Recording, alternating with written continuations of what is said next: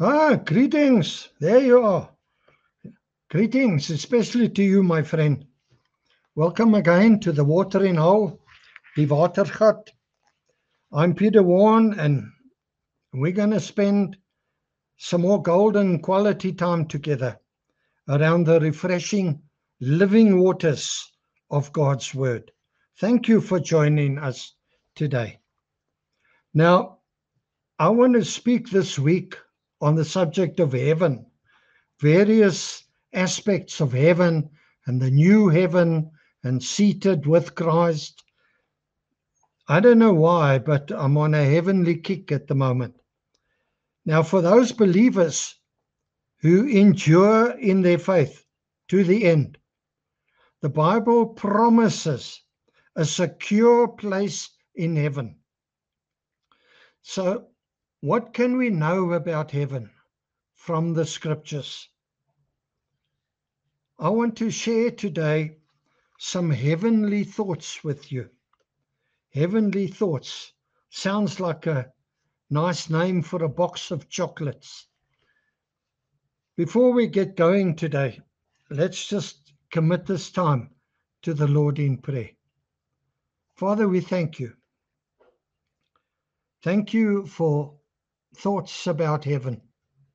Thank you that heaven is a real place. Thank you that heaven is beyond our wildest dreams. Lord, would you encourage us today?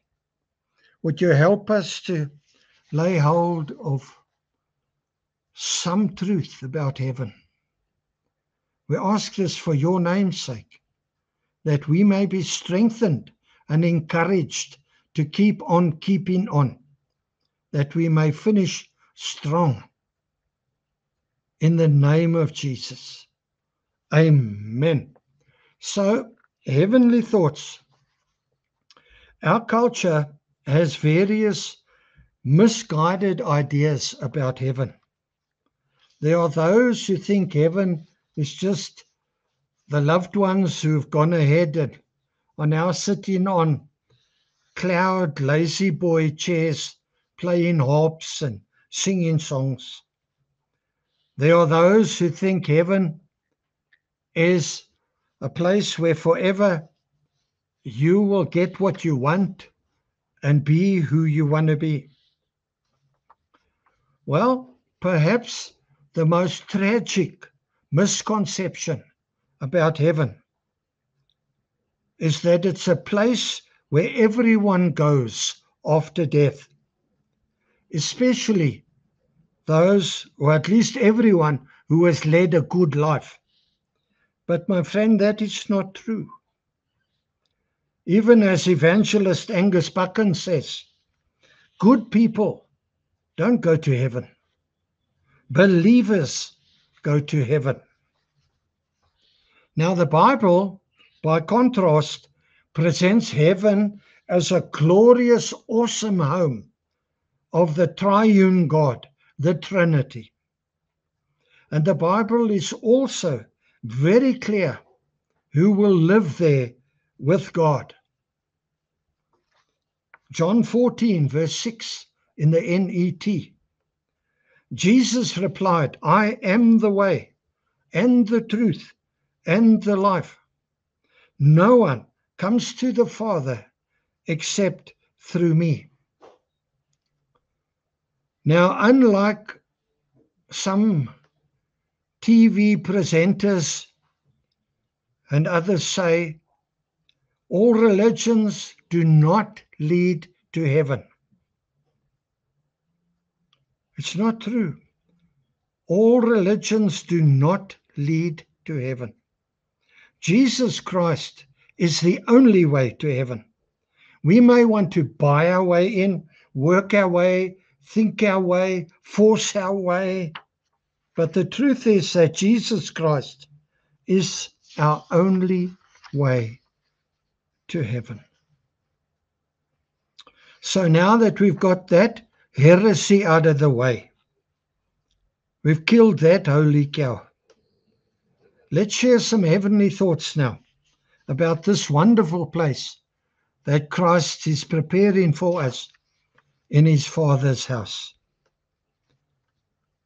Just 2 points today. Number one, heaven is a real place. God promises a secure place in heaven, in the heavenly city, for those believers who finish victoriously in their earthly race, enduring right to the end. My purpose in this message is to encourage you to keep on keeping on. Do whatever you have to do to keep taking the next step. Keep going day by day. If you have to read a book or two, if you have to grab someone to come and pray with you, pray for you. If you've got to go and see a pastor, or if you don't know Jesus as your Savior, don't delay. Tomorrow is promised to nobody. And it may be tomorrow, maybe tonight, that you are called to account.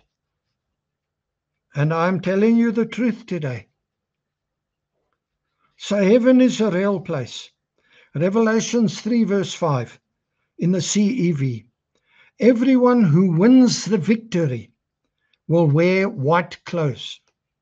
Their names will not be erased from the book of life, and I will tell my Father and his angels that they are my followers, says Jesus.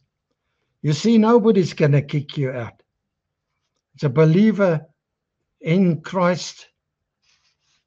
Heaven is the place where God has set the sun, the moon, and the stars. It's also the sky where the birds fly. And also, it's the place where God himself dwells, from where he reigns. And it's the place where Christ ascended to in order to prepare a place for us. It's also the place where Satan was found, wanting to test Job. And we'll talk in the next messages about first, second, third heaven. And we'll talk about the heavenly city. John 14:2, NET. There are many dwelling places in my Father's house.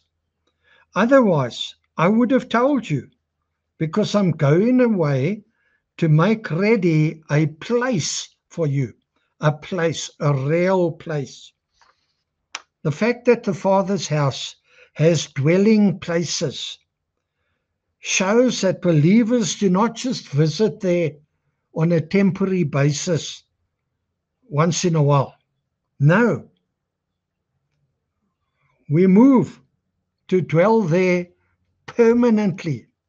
We take up permanent residence. When we believe in Christ, we share in his exaltation to the throne at the right hand of God in heaven, ascending with him into heaven, seated with him at God's right hand, and thereby becoming citizens of heaven. Ephesians 2:6 in the NET. And he raised us up together with him and seated us together with him in the heavenly realms in Christ Jesus. Now notice that's past tense. He raised us up, seated us together. That's when we gave our hearts to Christ and received Christ as Savior. More about that later. Now, there was something else that needed to happen. In order for a place to be made for human beings in the Father's house. Consider this. No one has ever been in the Father's house. No human being. to make it possible for that to happen, it was necessary that Jesus Christ enter the Father's house as man, as mens, as a human being. Since his ascension, there is now a man in the Father's house. The magnificent consequence of his presence there as a man, as a human being, is that this guarantees now that human beings, men and women, also can enter the Father's house, the city of God, heaven. Point number 2, heaven cannot be imagined. Not in your wildest dreams. 1 Corinthians 2 verse 9 in the NET.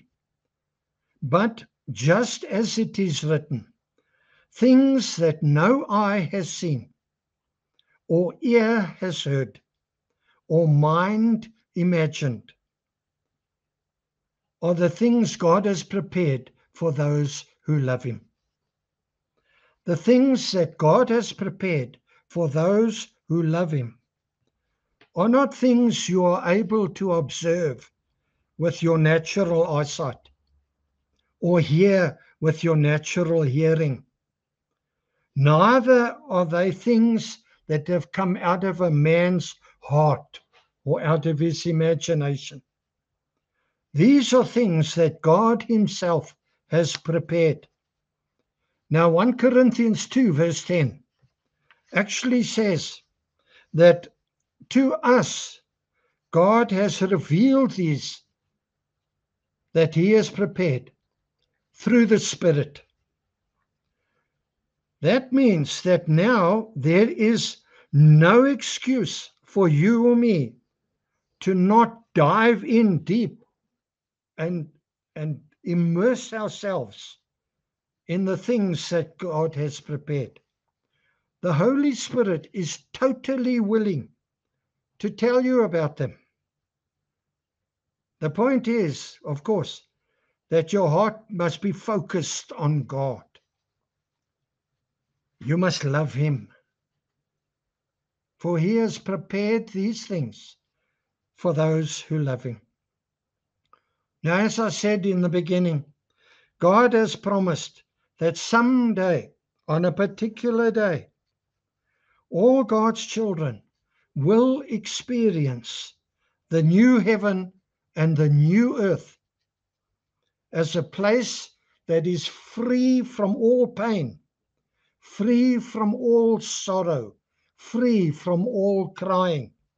More about that in another message. The new heavens and the new earth is this earth and this sky, heavens, recreated to a state of paradise, the Garden of Eden. Paradise lost, paradise regained. The old creation that we know now will become like new in this realm of God's peace. Oh, what a glorious day, man. Be encouraged, beloved. Make a life decision today to do whatever it takes, whatever you have to do. If you don't know Jesus, go and see a pastor or a dominee or a Christian. Ask your questions. Maybe you want to sit on the side of your bed and just say, Jesus, if you are real, will you please reveal yourself to me in a way that I will know and understand that you are alive and that this is real. Maybe you need to read a book or join a prayer group or join a local church if you're not in one already. You're supposed to be in a local church. Keep on keeping on. Endure to the end. You can do it. Christ did it. Showed us the way.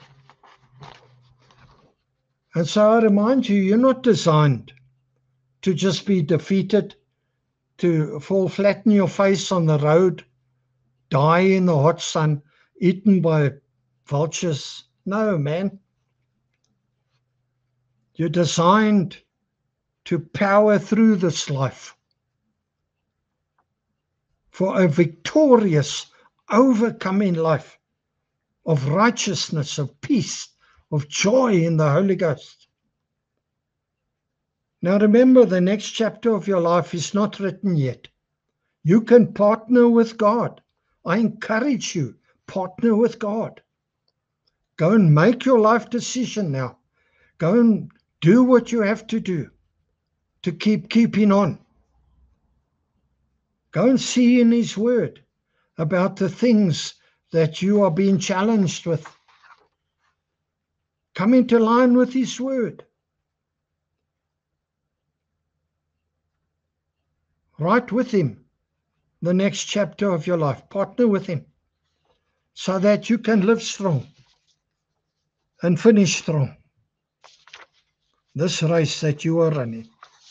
So as we come to pray now, I encourage you, never mind where you're at, never mind what state you're in.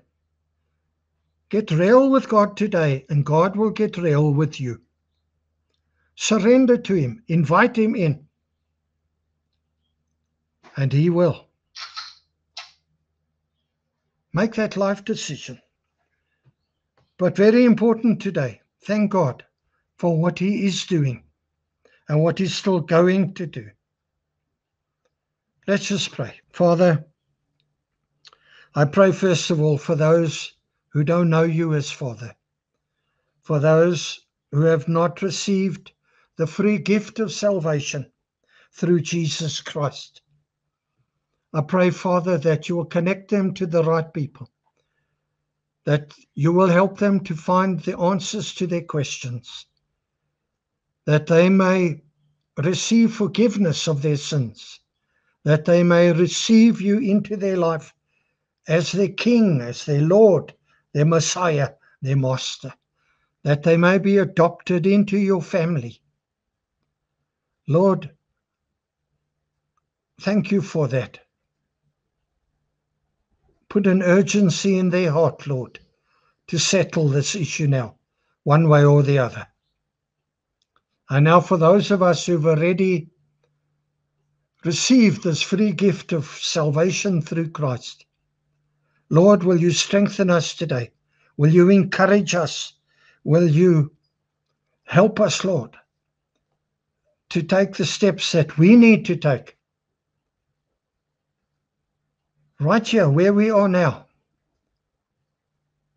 that we will live strong and finish strong, that we may run our race and endure to the end, that we may truly together enjoy what You have planned for those who love You. We pray this in Your name. Thank You, Holy Spirit. We pray this for Your name's sake, Father, in Jesus' name. Amen and amen. Dasai putas. Well, that's a lot and all I got. With love from me to you. Thank you for spending this time with me. If you benefited, subscribe if you haven't already. Maybe put a like on the channel. It helps me with the algorithm. And consider passing this message on to somebody the Lord lays on your heart who needs to hear it. Partner with me as I partner with God to get this truth out there. People need to know this stuff. So until we meet again at the watering hole, at the Watergat, may Almighty God richly bless you and your family. May He strengthen you, encourage you, and help you to keep on keeping on. Shalom, shalom. I love you with the love of the Lord, my friend. God bless you. Amen.